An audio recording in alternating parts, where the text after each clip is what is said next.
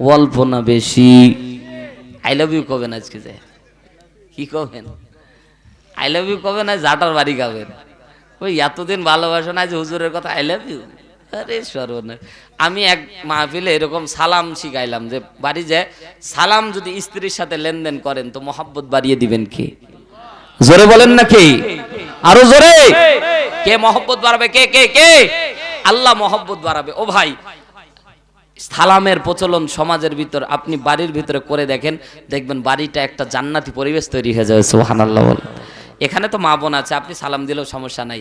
আর হঠাৎ যদি মা বোন আপনারা যদি শিখে যদি যায়, হঠাৎ দরজা খোলার সাথে আসসালামু আলাইকুম, ও অজ্ঞান হয়ে পড়ে যাবে।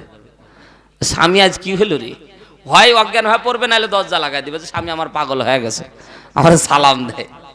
বিপদ কম না বেশি? মা বোন আছে তাদের সালাম দিবেন। মা বোনদেরকে বলি স্বামীদেরকে আগে সালাম দিবেন। সুবহানাল্লাহ।